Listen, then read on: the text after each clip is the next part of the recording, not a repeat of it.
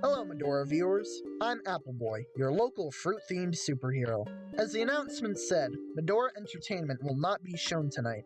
Instead, I'm bringing you a video presentation that used to be a Google presentation. This presentation happens to be about something that I happen to be very passionate about, but we'll get to that in due time. Right now, however, I'd like to ask you all to think back to the 1980s, a time of leg warmers, spandex, Donkey Kong, and of course, the mullet. Ew.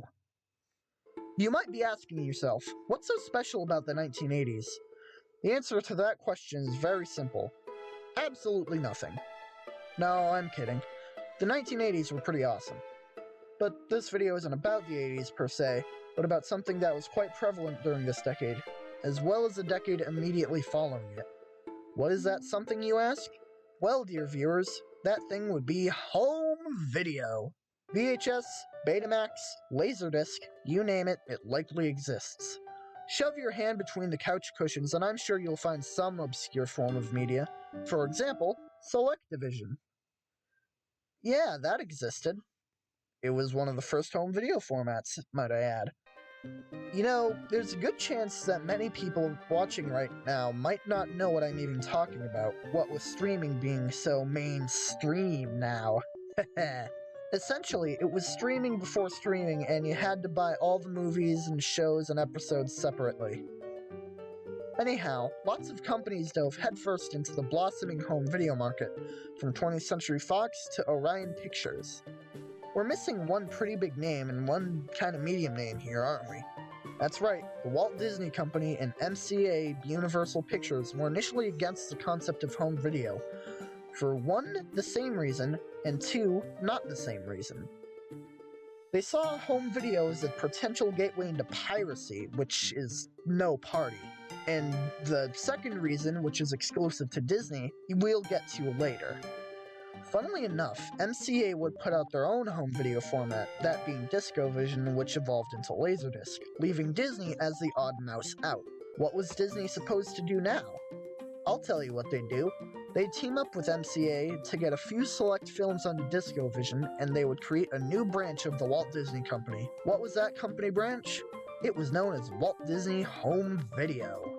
If you happen to be a logo enthusiast, like Eric and I are, you might recognize the name from some pretty awesome logos, those being the 1986 and 1992 logos. Although, Eric, I do know how you feel about the 1992 logo, and I respectfully disagree.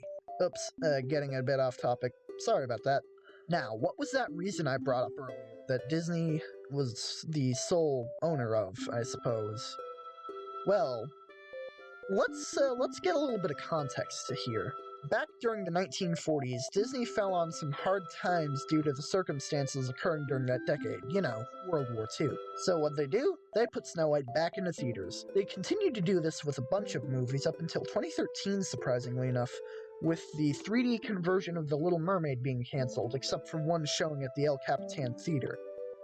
This heavily affected Walt Disney Home Video, as none of Disney's classic movies, the ones they were most known for, would be featured on the platform. That is, until Michael Eisner wrote in on his Horse Made of Money, suggesting that there be a specific subset of Walt Disney Home Video releases that were specifically these classic Disney films, known nowadays as the Black Diamond Collection, or the Disney Classics line.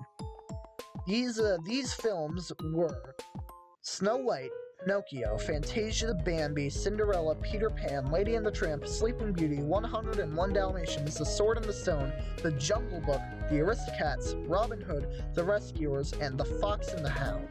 All but Snow White saw a release under the Walt Disney Classics label. What would they do when they ran out of Untouchables, you ask? Simple. They'd classify every new film coming out as a classics, didn't even give it any time.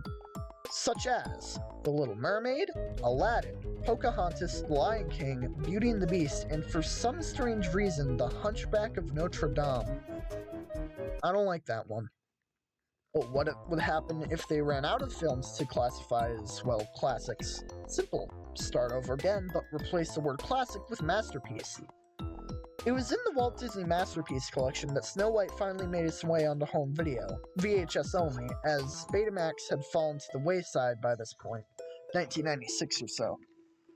Somewhat recently, I actually managed to pick up a part of the Masterpieces collection from eBay, that being The Little Mermaid. Not the best investment considering I don't own a VCR. But what would happen when they ran out of masterpieces?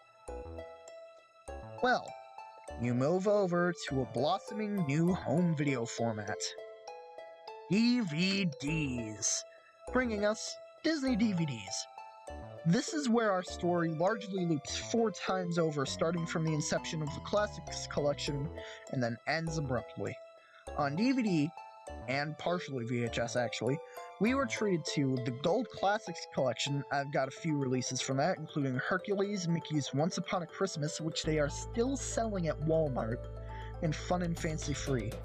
The Diamond Collection, the Platinum Collection, and the Signature Collection. Then big push towards digital was made, and here comes Disney Plus to kill us all. Oh god, no. And that's pretty much it. Thank you for watching this video presentation of an abridged history of Walt Disney Home Video. If you liked this new style of video, great. I'm glad you liked it.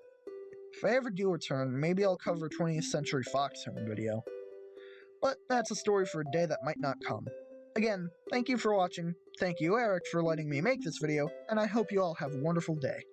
See you around!